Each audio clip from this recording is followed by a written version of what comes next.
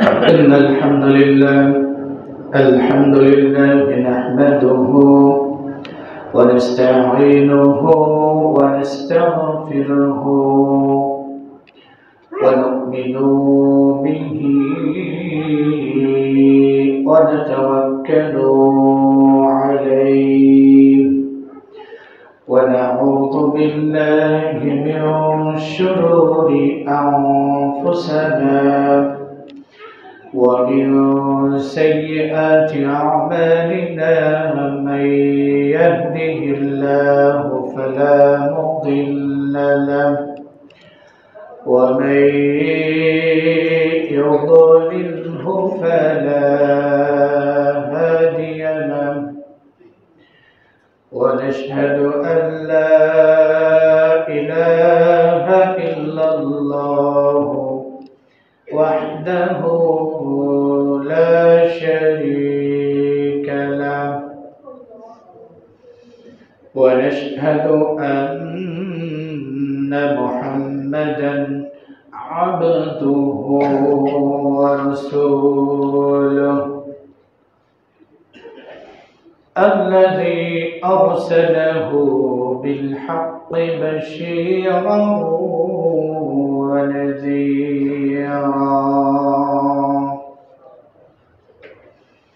وداعيا إلى الله بإذنه وسراجا وقمرا منيرا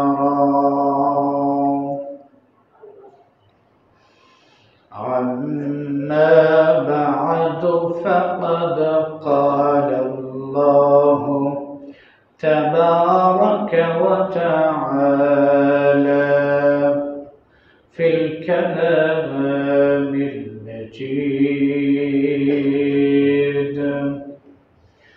أعوذ بالله সবাই সমুচ্ছরে একসাথে আল্লাহর কালাম তেলাওয়াত করব أعوذ بالله من الشيطان الرجيم بسم الله الرحمن الرحيم ياسين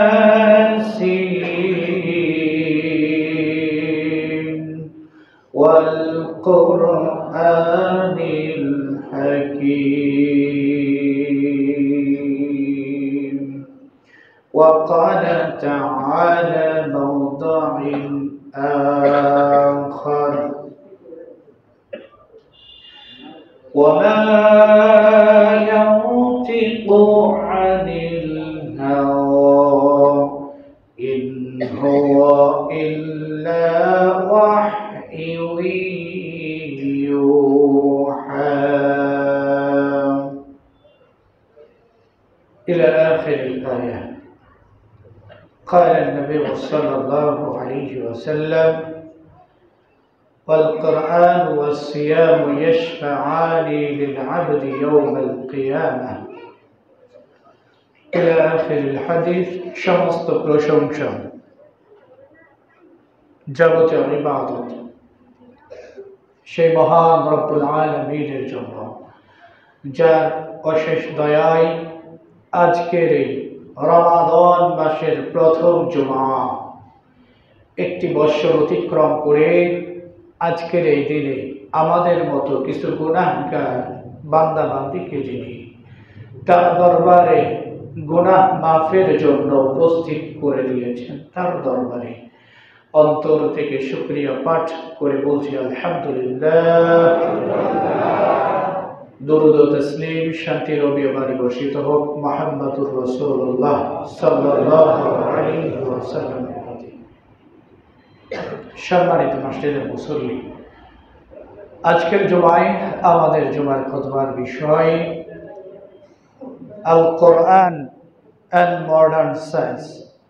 মহান মনিব যদি তার গোলামকে সুযোগ করে দেয় তাহলে আমরা উল্লেখিত বিষয়ে আজকে আলোকপাত করার মতো সুযোগ পাবো ইনশাআল্লাহ। ওয়া মা তাওফীকি ইল্লা বিল্লাহ, আলাইহি তাওয়াক্কালতু ওয়া ইলাইহি উনীব। পৃথিবীতে অসংখ্য কিতাব আল্লাহ তাআলা ওই আসমান থেকে বিভিন্ন নবী রাসূলদের নিকটে পাঠিয়েছেন। বিশেষ করে আমরা জানি অসংখ্য সহিফা ছিল, কিন্তু বড় কিতাব, আসমানি বড় কিতাব হিসেবে আল্লাহ তাআলা 4টিকে পাঠিয়েছেন। তাওরাত সাইয়েদনা মূসা কার উপরে নাযিল হয়েছিল? মূসা কালিমুল্লাহ আলাইহিস সালাম। জাবুর কার উপরে অবতীর্ণ হয়েছিল? দাউদ আলাইহিস সালাতু ওয়াস সালামের প্রতি। ইনজিল সাইয়েদনা ঈসা রূহুল্লাহ আলাইহিস সালাতু ওয়াস সালামের প্রতি আসমান থেকে একজন পাঠিয়েছিলেন, তিনি কে?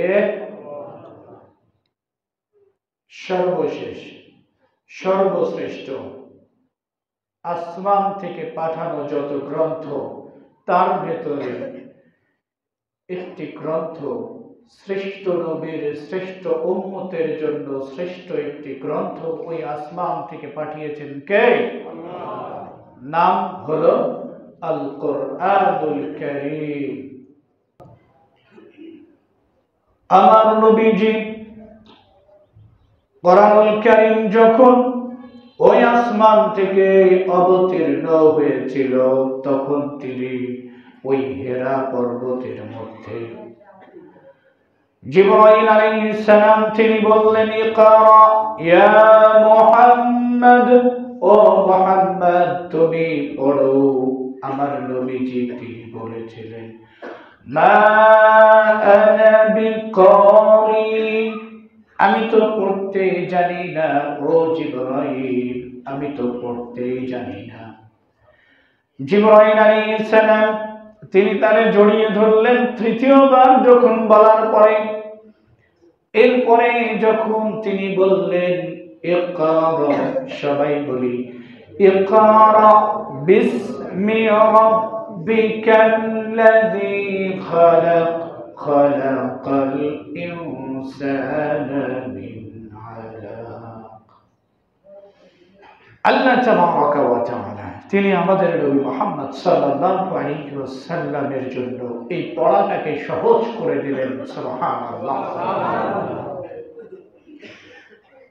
এরপর থেকে যখন ওহীগুলো জিবরাইল আলাইহিস সালাতু ওয়াস সালাম তিনি নিয়ে আসতেন, আমাদের নবী মুহাম্মদুর রাসূলুল্লাহ সাল্লাল্লাহু আলাইহি ওয়াসাল্লাম এই ওহীগুলোকে তিনি অন্তরের ভেতরে মুখস্থ করার জন্য বারংবার তিনি চেষ্টা করতেন। এক এক করে জিহ্বাটাকে তিনি নড়াইতে থাকতেন। আমার আল্লাহ তাআলা তিনি আসমান থেকে নাজিল করে দিলেন, লিসানাকা লিতাজালা বি, ও আমার নবী গো, আপনাকে কষ্ট করে মুখস্থ করা লাগবে না, আপনি শুধুমাত্র এই কোরআনটাকে জিবরাইলের সাথে পড়তেই থাকুন, আমি আল্লাহ আপনার হৃদয়ের ভেতরে এই কোরআনটাকে জমা করে দেব। সুবহানাল্লাহ। আল্লাহ তাআলা আমাদের নবীর জন্য এই কোরআনটাকে ভেতরে জমা করে দিয়েছিলেন। তিনি সরাসরি আমাদের নবী মুহাম্মদ সাল্লাল্লাহু আলাইহি ওয়াসাল্লামকে এই কোরআনটা জিবরাইল আলাইহিস সালাতু ওয়াস সালামের মাধ্যমে শিখিয়েছেন। সুবহানাল্লাহ। আমাদের নবীজির কোন শিক্ষক এই দুনিয়ার কোন ব্যক্তি নয়, এই পৃথিবীর কোন মানুষের মাধ্যমে আমাদের নবী মুহাম্মদুর রাসূলুল্লাহ সাল্লাল্লাহু আলাইহি ওয়াসাল্লাম শিক্ষা গ্রহণ করেন নাই, তাকে আল্লাহ তাআলা শিক্ষা দেন নাই।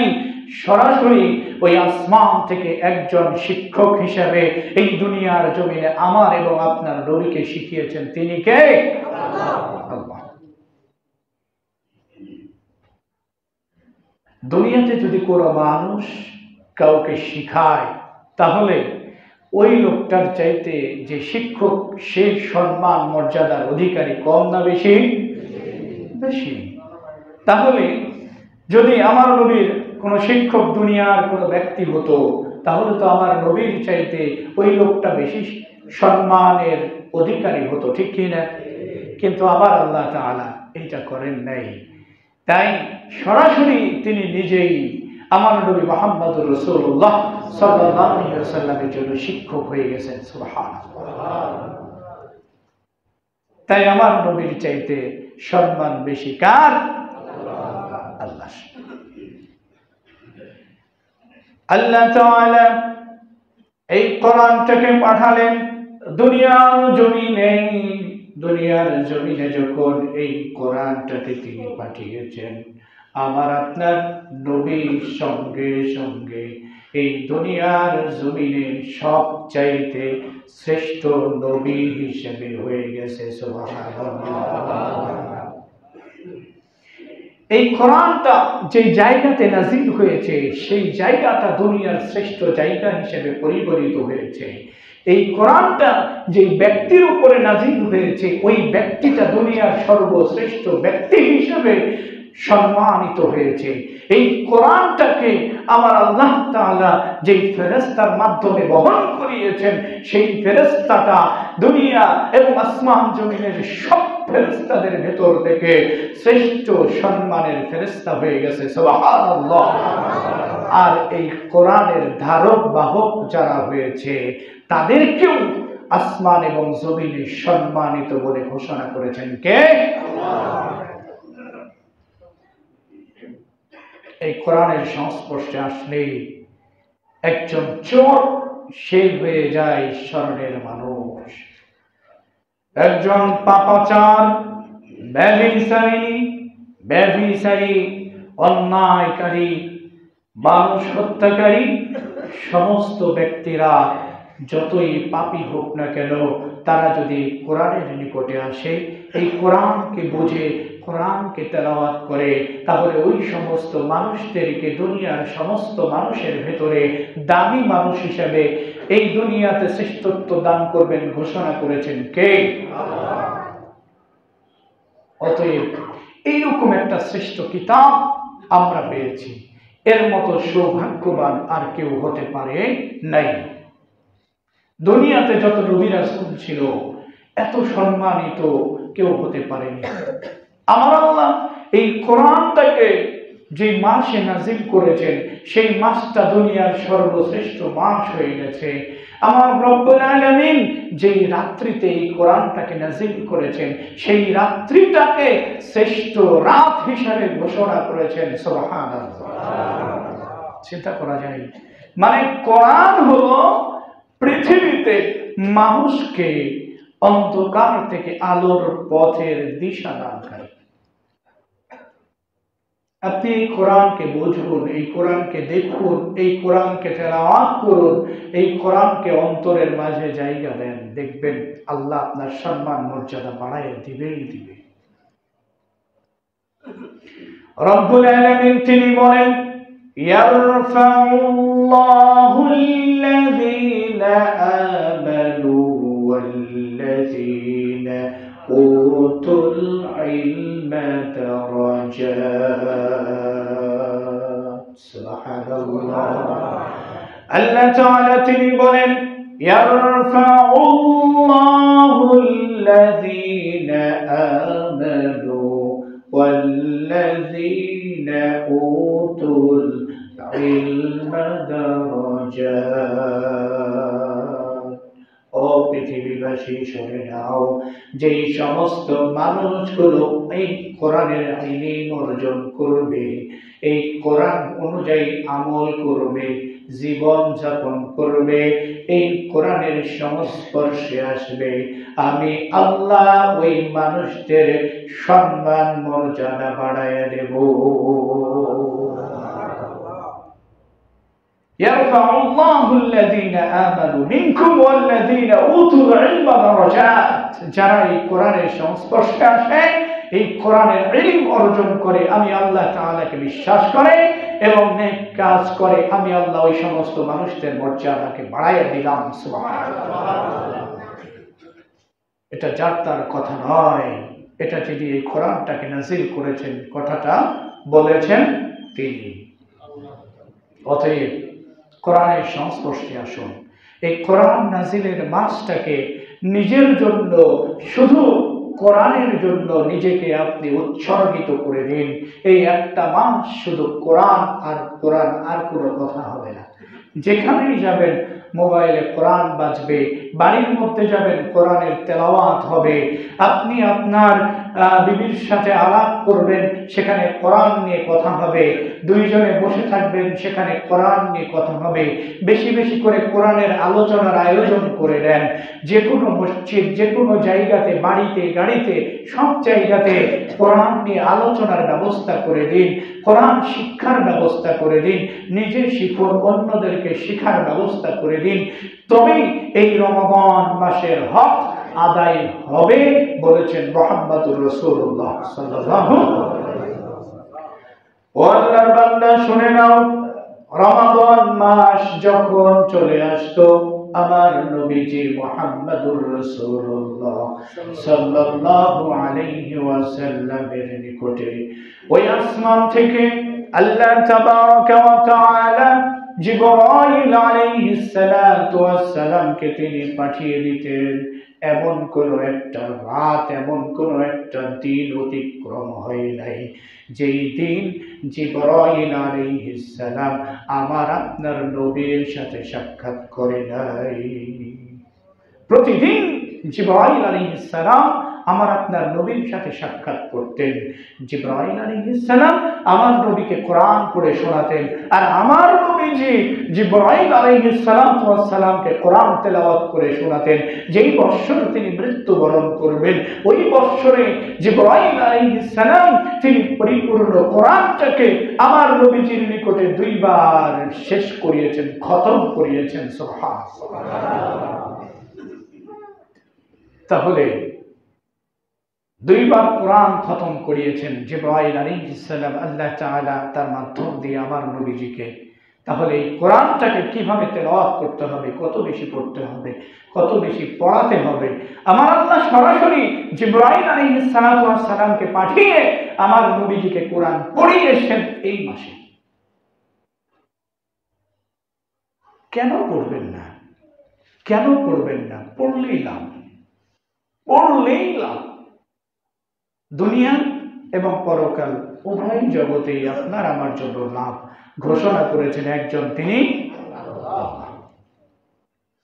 আমার নবীজি মুহাম্মদুর রাসূলুল্লাহ সাল্লাল্লাহু আলাইহি ওয়াসাল্লাম তিনি নিজেই ঘোষণা করে দিয়েছেন, ও পৃথিবীর আদম সন্তানেরা শুনে নাও, ইয়াশফাআনি লিল আবদি ইয়াউমাল কিয়ামাতি الصيام والقرآن। ওই কিয়ামতের মাঠে যখন সমস্ত মানুষগুলো এক পাও সামনের দিকে এগোতে পারবে না, সমস্ত মানুষগুলোকে ঠেকিয়ে দেওয়া হবে, থেমে যাও, এই জায়গা থেকে সামনের দিকে এক পাও এগোতে পারবে না। আমার নবীজি বলেন, এই মানুষগুলো যখন কিয়ামতের মাঠে দাঁড়িয়ে যাবে, এমন সময় সবাই ওই রৌদ্রের তাপে সবার মাথার মগজগুলো টকবক করে ফুটতে থাকবে। এই মগজগুলো গলে গলে মানুষের নাক দিয়ে, কান দিয়ে বেয়ে বেয়ে পড়তেই থাকবে।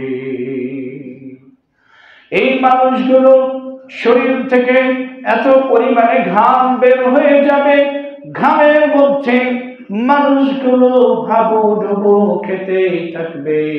এই মানুষগুলো চিন্তা করতেও পারে না ওই কিয়ামতের বিভীষিকাময় পরিস্থিতি কেমন হতে পারে।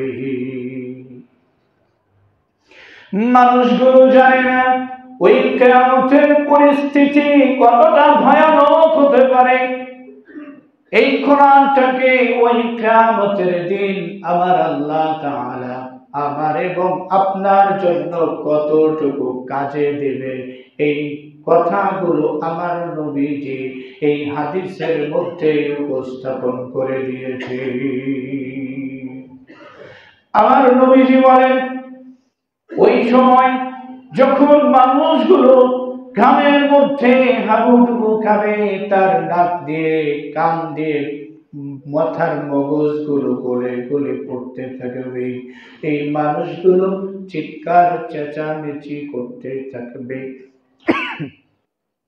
এই মানুষগুলো পাগল পারা হয়ে যাবে।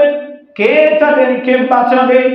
কেউ যদি একটু তাদের জন্য আল্লাহ তাআলার নিকটে সুপারিশ করে দেয়, তাহলে তারা এই অবস্থা থেকে মুক্তি পেতে পারবে। সুপারিশ করার মতো কেউ নেই। সামনে খেয়াল করে দেখবেন, তার পিতা দাঁড়িয়ে আছে, তার মা দাঁড়িয়ে আছে, তার ভাই দাঁড়িয়ে আছে, তার প্রাণ প্রিয়া স্ত্রী সম্মুখের দিকে দাঁড়ানো রয়েছে। আমার আল্লাহ তাআলা কোরআনুল কারীমের ভেতরে বলেছেন, ওয়া উম্মিহি ওয়া আবিহি ওয়া সাহিবাতিহি ওয়া বানিহি। ও দুনিয়ার মানুষ শুনে নাও, যখন তোমাকে তাদের সাথে দেখা করানো হবে, ওই সময় তুমি আল্লাহ তাআলার দরবারে বলবে, আল্লাহ গো, আমি তোমার দরবারে বলি, ওই দুনিয়াতে আমার কলিজার টুকরা সন্তানটাকে লালন পালন করে বড় করেছিলাম।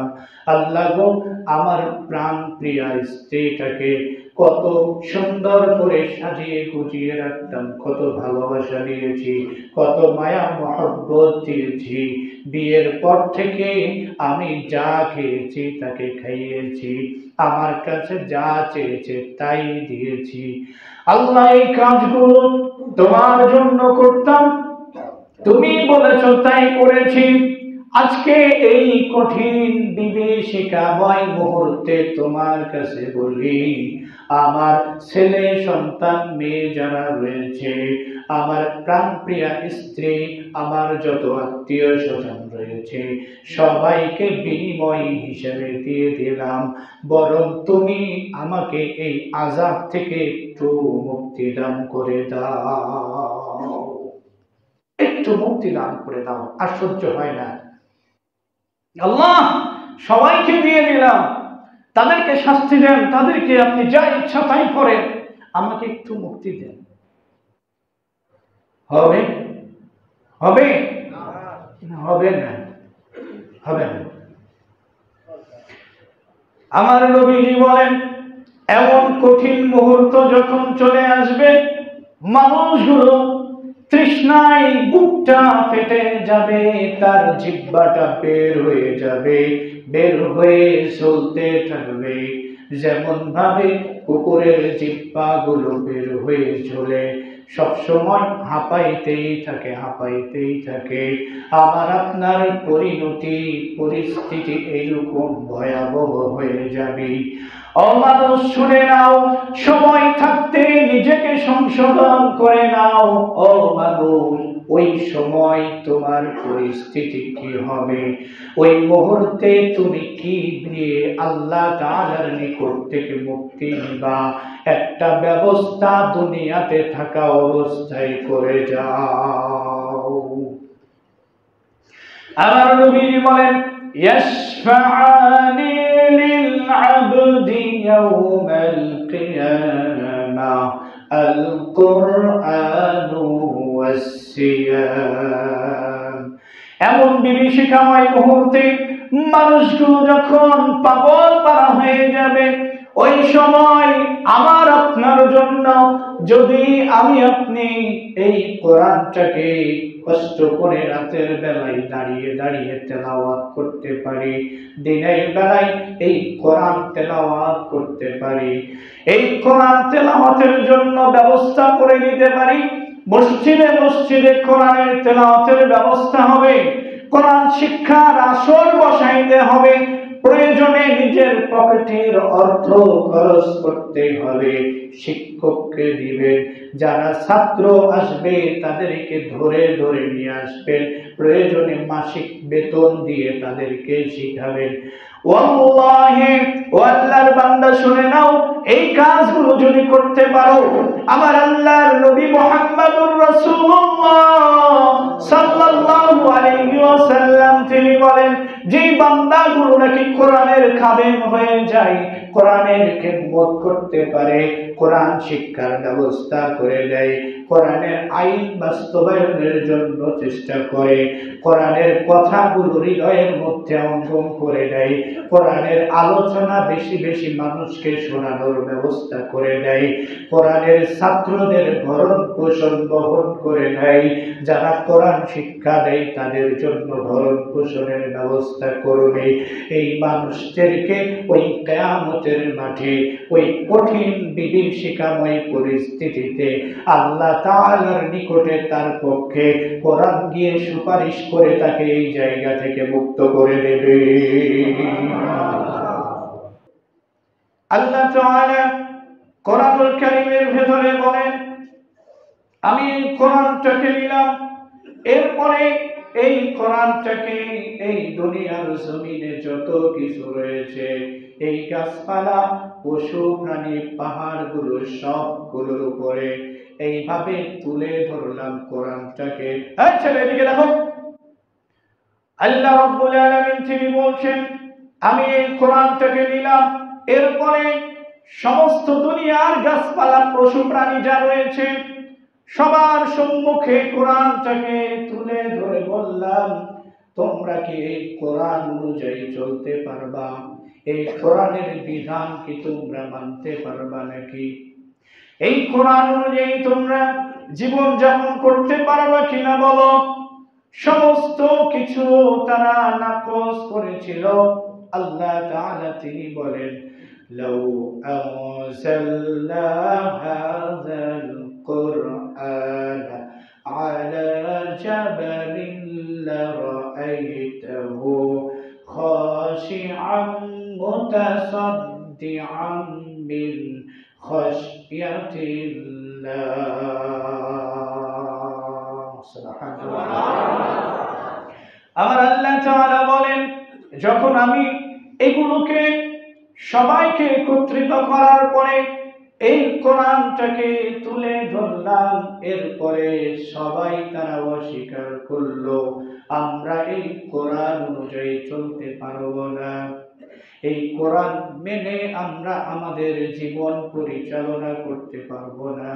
তখন আমি এই কোরআনটাকে মানব জাতির উপরে, শেষ নবীর উম্মতদের উপরে তুলে ধরলাম এবং বললাম, ও শেষ নবীর উম্মতেরা, তোমরা কি আমার এই কোরআন অনুযায়ী চলতে পারবা কিনা বলো?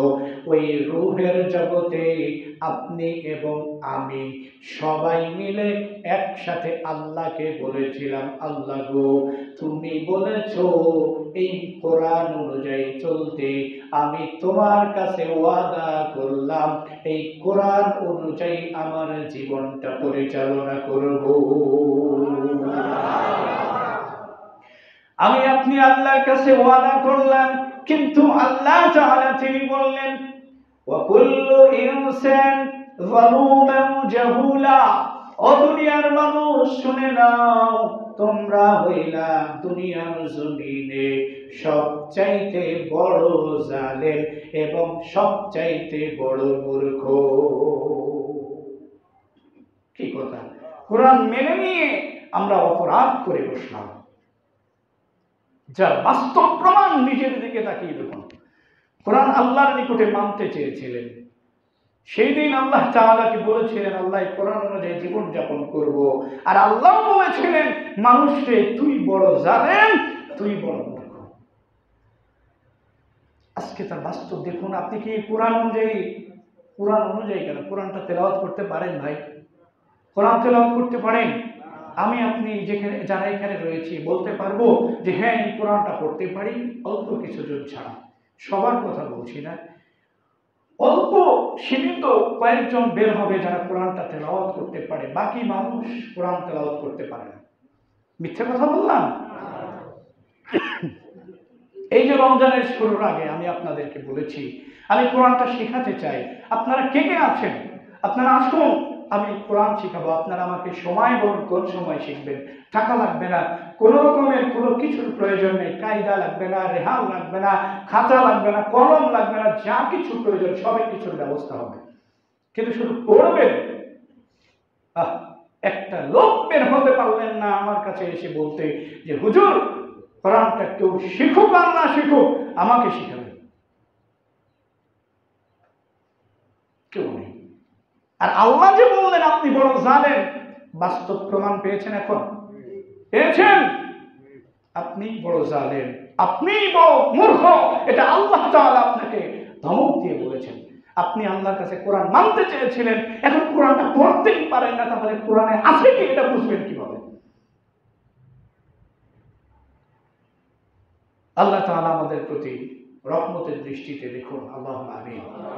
এছাড়া আমি দেখি না যে আমাদের বাঁচার মতো কোনো উপায় রয়েছে। পারলে কোরআনের বিরোধিতা করি, পারলে কোরআনের মাদ্রাসার বিরোধিতা করি, পারলে কোরআনের ছাত্রদের বিরোধিতা করি, পারলে যারা কোরআন শেখায় তাদের বিরোধিতা করি। কোরআন তো পড়ি না, কোরআন তো বুঝি না, বরং এগুলো করে বেড়াই, তাহলে পরিণতি কোথায় হবে আমার আপনার? আল্লাহ তাআলা কোরআনুল কারীমের ভেতরে দুনিয়ার মানুষদের জন্য যা কিছু প্রয়োজন রয়েছে সব কিছুর কথা কোরআনে উল্লেখ করে দিয়েছেন। আল্লাহ বলেন ইয়াসিন ওয়াল কুরআনিল হাকীম। ও দুনিয়ার মানুষ শুনে নাও, ইয়াসিন এই কোরআন হলো বিজ্ঞানময় কোরআন। এই কোরআন হলো বিজ্ঞানময় কোরআন। এই কোরআন শুধুমাত্র পড়ার জন্য আমি দিইনি। এই কোরআনের ভেতরে যা দিয়েছি তোমরা গবেষণা করো, গবেষণা করে বের করতে থাকো। সারাটা জীবন তোমার শেষ হয়ে যাবে গবেষণা করতে করতে, কিন্তু আমার কোরআনের গবেষণা করে শেষ করতে পারবে না। সুবহানাল্লাহ। কেমন কি গবেষণা করব, কি জানবো, কোরআন থেকে কি এমন আছে? জ্যোতির্বিদ্যা, পদার্থবিজ্ঞান, রসায়ন বিজ্ঞান, আপনি প্রাণীবিদ্যা কি নিবেন? সবকিছু কোরআনের মধ্যে উল্লেখ করে সমুন্নত করেছেন কে? আল্লাহ। তিনি সূরাতুল ইয়াসিনের ভেতরে বলছেন ওয়াশ-শামসু তাজরি লিমুস্তাকাররিন লাহা যালিকা তাকদীরুল আজিজুল আলীম। ওয়াশ-শামসু তাজরি লিমুস্তাকাররিন লাহা। ও পৃথিবীবাসী তোমরা শুনে নাও, এই সূর্যটাকে আমি আল্লাহ সৃষ্টি করার পরে এই সূর্যটাকে সৃষ্টি করেছি, সে তার নিজ কক্ষপথে যেভাবে তোমরা পানির উপরে সাঁতার কেটে বেড়াও, ঠিক ওইভাবে করে এই সূর্যটা তার কক্ষপথের উপরে সাঁতার কাটতেছে। সুবহানাল্লাহ। যালিকা তাকদীরুল আজিজুল আলীম। আমি আল্লাহ এই সূর্যের জন্য, আমি প্রজ্ঞাময় মহাপরাক্রমশালী আল্লাহ এই সূর্যের জন্য এই রকমটি নির্ধারণ করে রেখেছি যে এই সূর্য এইভাবে সাঁতার কাটতে কাটতে তার গন্তব্যের দিকে পৌঁছে যাবে। বিজ্ঞানীরা এখন এটা আবিষ্কার করেছেন যে একটা সূর্য, সে তার কক্ষপথ প্রদক্ষিণ করতে মোটামুটি 25 থেকে 27 দিন সময় লাগে। এই সূর্যটা তার কক্ষপথ এইভাবে করে সে প্রদক্ষিণ করে। সূর্য নিজ কক্ষপথে সব সময়ের জন্য সাঁতার কাটতেছে। আল্লাহ বলেন ওয়াল কামারা قدرناه منازل حتى عاد كالعرجون القديم। আল্লাহ রাব্বুল আলামিন এই চন্দ্রটাকে সৃষ্টি করে দিয়েছি। এবং এই চন্দ্রটা যেই দিন উদিত হয়ে যায়, ওই আকাশের মধ্যে চন্দ্র যখন দেখা যায় প্রথম দিন, ওই দিন থেকে এই চন্দ্র তার মঞ্জিলগুলো অতিক্রম করতে থাকে। একটা একটা করে মঞ্জিল অতিক্রম করে, আর এই চন্দ্রটা বড় হতে থাকে।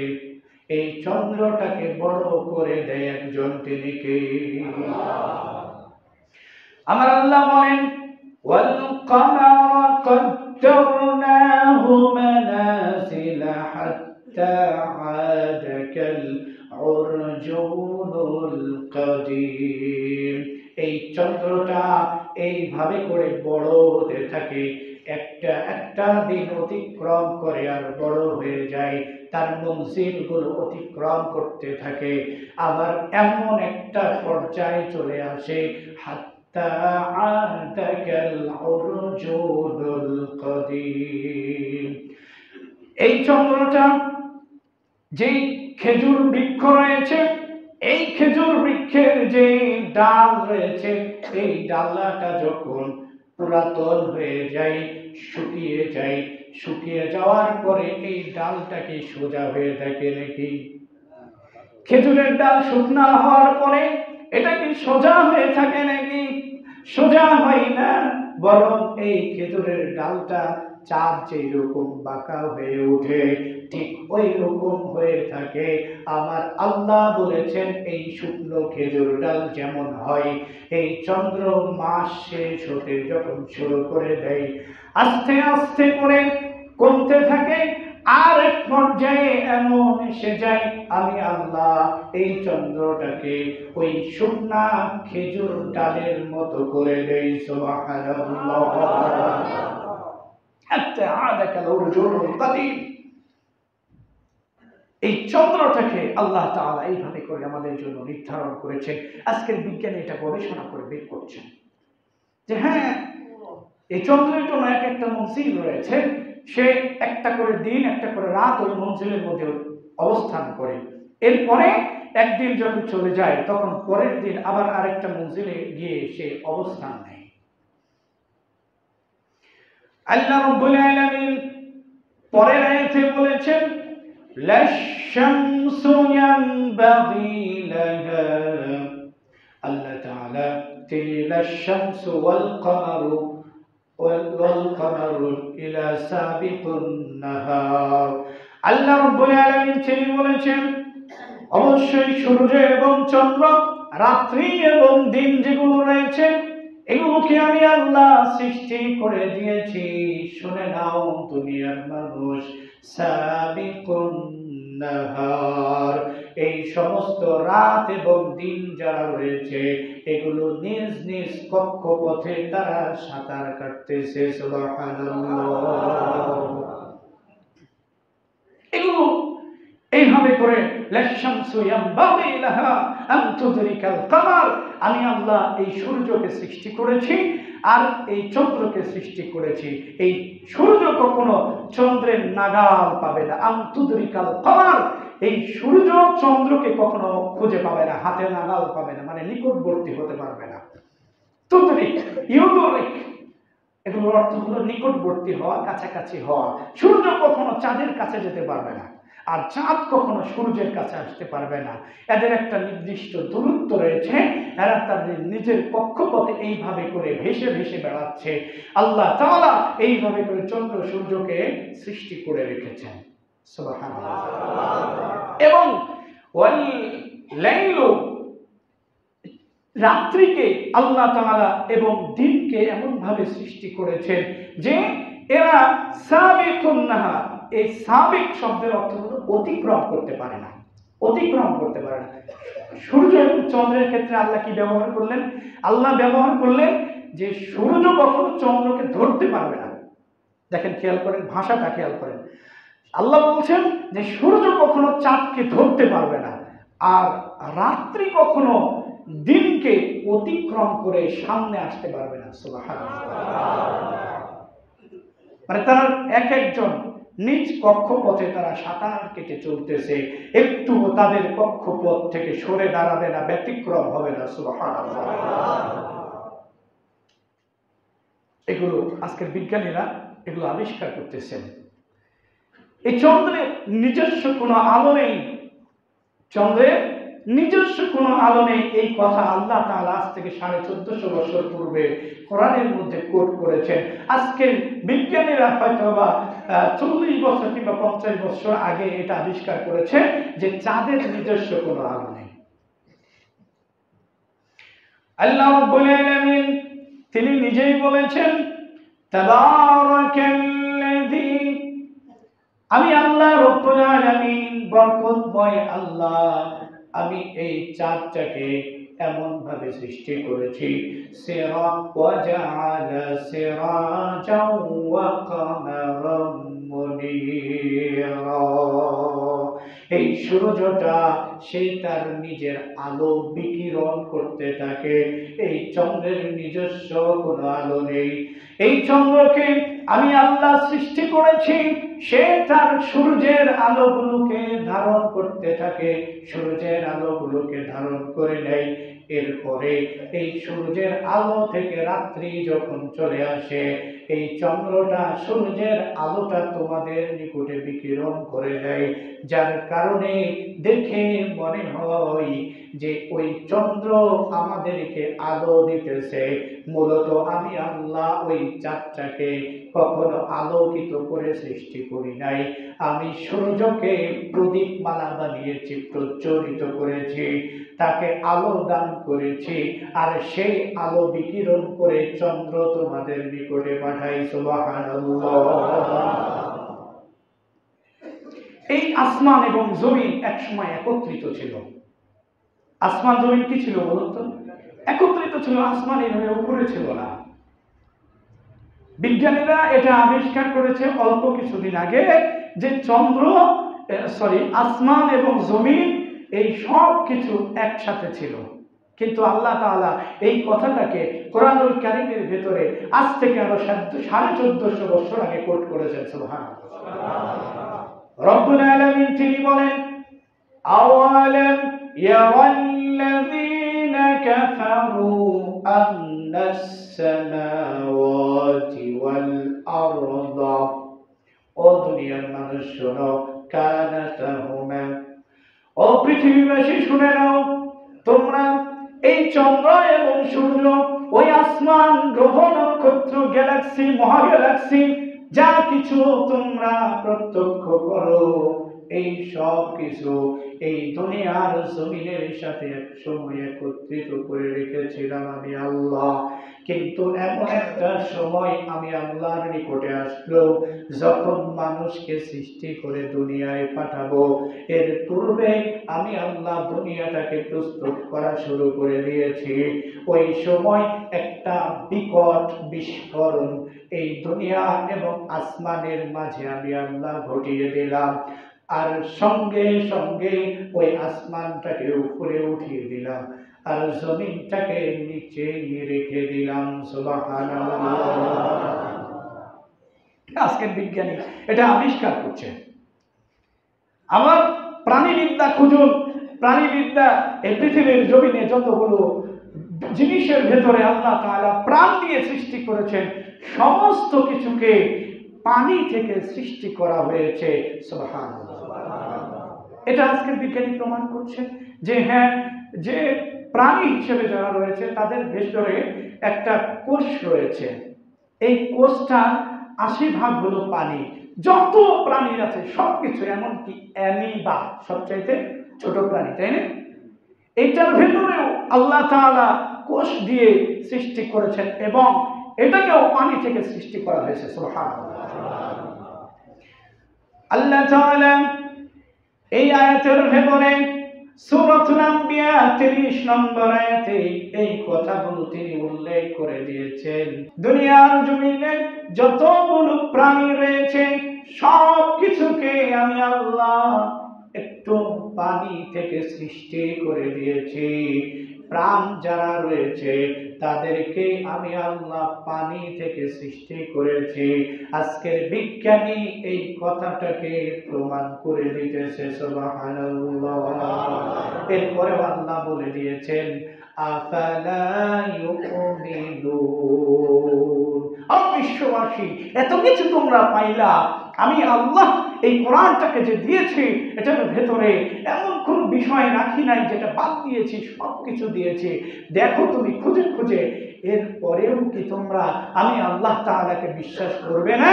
করবেন না? আল্লাহ তাআলাকে বিশ্বাস করা যায় না? তিনি কি আছেন না? আল্লাহ আছেন। এই জন্য তিনি আগেই বলেছেন আওয়ালাম ইয়ারাল্লাযীনা কাফারু, হে অবিশ্বাসী লোকেরা, হে কাফেররা, তোমরা তাকিয়ে দেখো এই কোরআনের ভেতরে আমি আল্লাহ কি দিয়ে দিয়েছি। সুবহানাল্লাহ।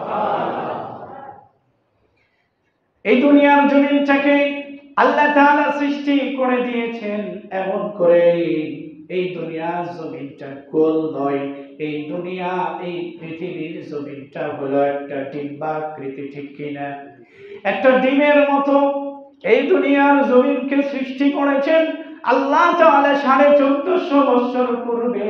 এই কথাটা কোরআনুল কারীমের সূরাতুন নাজিয়াতের ভেতরে বলে দিয়েছেন ওয়াল আরদা বা'দা যালিকা দাহাহা।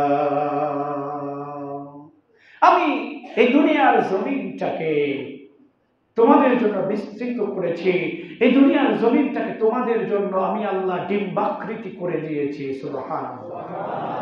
আজকে বিজ্ঞানী তারা বলছে যে এই দুনিয়ার জমিনটা হলো একটা ডিমের মতো, কিন্তু এই কথা আল্লাহ তাআলা আজ থেকে 1450 বছর পূর্বে এই কোরআনের মধ্যে বিজ্ঞান হিসেবে ঢুকিয়ে দিয়েছেন। আল্লাহু আকবার। এই কোরআন হলো এমন একটা গ্রন্থ যা পৃথিবীর মানুষ গবেষণা করে শেষ করতে পারবে না।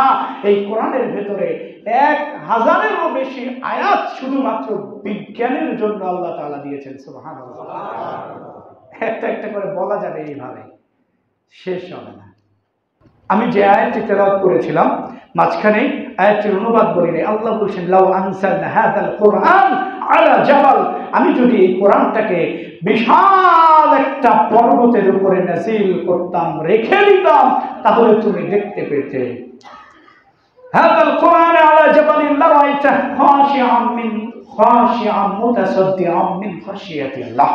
এই কোরআনটা যদি আমি পাহাড়ের উপরে নাযিল করতাম, শক্ত পাথরের পাহাড়টা আমি আল্লাহর ভয়ে এই কোরআনের ওজনের কারণে গলে ধুলি কণা হয়ে উঠতে শুরু করে দিত। সুবহানাল্লাহ।